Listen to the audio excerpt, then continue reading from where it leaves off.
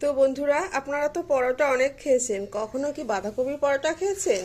তো দেখুন, যদি আপনারা বাঁধাকপির পরোটা না খেয়ে থাকেন তাহলে আজকে আমার ভিডিওটা আপনাদের জন্য। আমি একটা এই যে ছোট্ট সাইজের বাঁধাকপি নিয়েছি, তো এই বাঁধাকপি দিয়ে আজকে পরোটা বানাবো, তাও আবার লাচ্চা পরোটা। তো এই বাঁধাকপিটা কিন্তু সবটাই লাগবে না, এই আমি উপরের পাতাগুলো কালার বেশি হয় এরকমভাবে পাতাগুলো ভেঙে ভেঙে কটা নেব। তো দেখুন, আমি এখানে বাঁধাকপির 3 থেকে 4টে পাতা এইভাবে ভেঙে নিয়েছি। এই যে উপরের পাতাগুলো কিন্তু কালার খুব সুন্দর, আর আমার কালারের জন্য এই পাতাগুলোই লাগবে, আর এই কপিটা আর লাগবে না। তো এই পাতাগুলো আমি ভালো করে ধুয়ে প্রথমে রস করে নেব, বাঁধাকপির রস বার করে নেব। তো দেখুন বন্ধুরা, আমি যে বাঁধাকপিটা নিয়েছিলাম সেটা ভালো করে পরিষ্কার করে ধুয়ে আমি শিলে রস করে নিয়েছি। তো রসের কালারটা কতটা গাঢ় হয়েছে, তো এই রসটা আমি একটু গরম করে নেব, তাহলে সুবিধা হবে ময়দাটা মাখতে। তো এখানে আমি একটা ছোট কড়াই বসিয়েছি আর রসটা ঢেলে দিচ্ছি। তো এখানে আমি দিয়ে দেবো 1 চামচ চিনি। এই চিনিটা দিলে কিন্তু মিষ্টি হবে না, টেস্টটা বেড়ে যাবে অনেকটাই। আর দিয়ে দিচ্ছি স্বাদ মতো লবণ।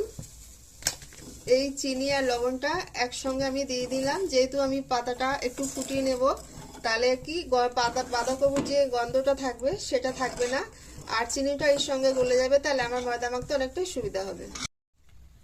তো এবার আমি এখানে 2 বাটি ছোট বাটির ময়দা নিয়ে নিয়েছি। ময়দাটা ওই যে রসটা গরম করে নিয়েছিলাম বাঁধাকপির, সেটা দিয়ে আমি মেখে নেব।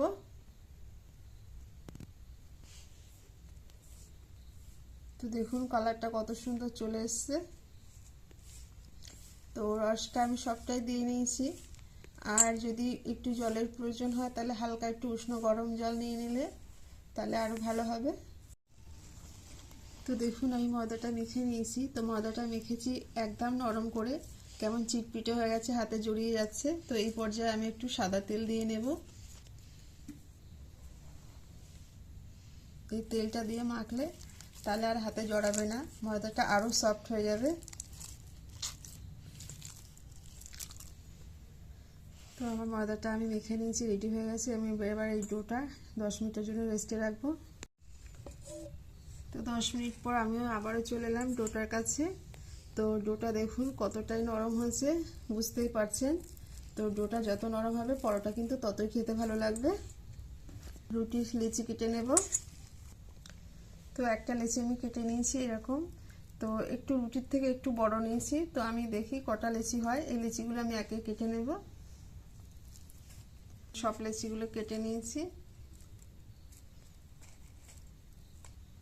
তো আমি একটু তেল মাখিয়ে নিয়েছি, যেহেতু আমি তেল দিয়েই বেলবো, আটা দিয়ে বেলবো না।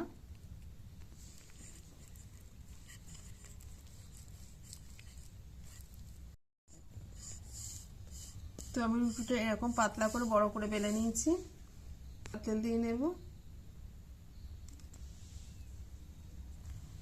এবার আমি উপর দিয়ে অল্প অল্প করে ময়দা ছড়িয়ে নিচ্ছি।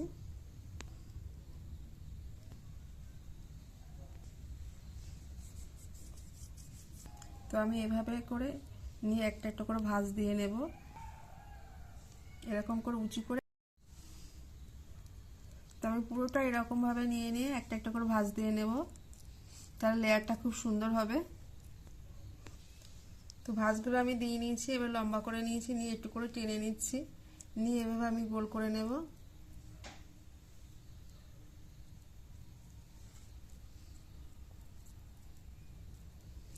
আর শেষের টুকু এই পিছন দিয়ে এইভাবে আটকে দেব, দিয়ে এভাবে রাখবো। তো আমি একটা বেলে নিয়েছি, বাকি লিচিগুলো এইভাবে বেলে নেব।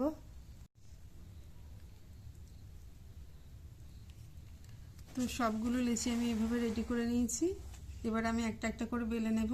যে লেচিটা আমি আগে রেডি করেছি সেটাই আগে নিয়ে নেব। তো কত সুন্দর লেয়ার হয়েছে বুঝতেই পারছেন।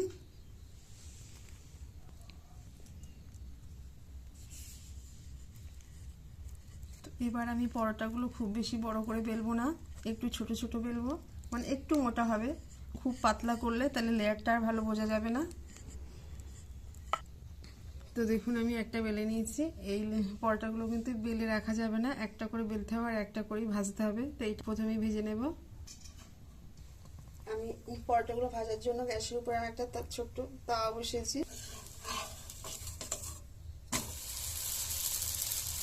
তো প্রথমে আমি হালকা করে সেঁকে নেব, তারপরে একটু অল্প তেল দেবো, যেহেতু তেলটা আমি দুবার দিয়েছি, অনেকটাই তেল দেওয়া হয়ে গেছে, তো এখন একটু তেল দিচ্ছি না, আগে হালকা করে সেঁকে নিচ্ছি।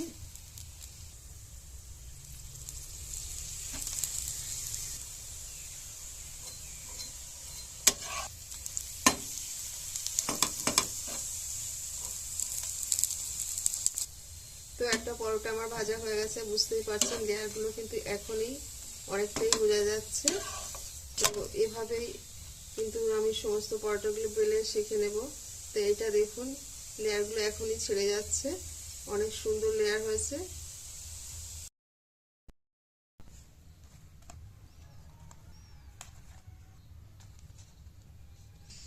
তো দেখুন বন্ধুরা, আমি সমস্ত পরোটাগুলো ভেজে তুলে নিয়েছি।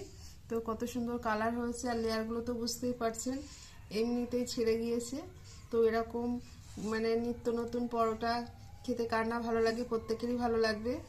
আর আমার এই বাঁধাকপি পরোটা আপনাদের কেমন লেগেছে অবশ্যই কমেন্ট করে জানাবেন, ভালো লাগলে একটা লাইক দিয়ে দেবেন।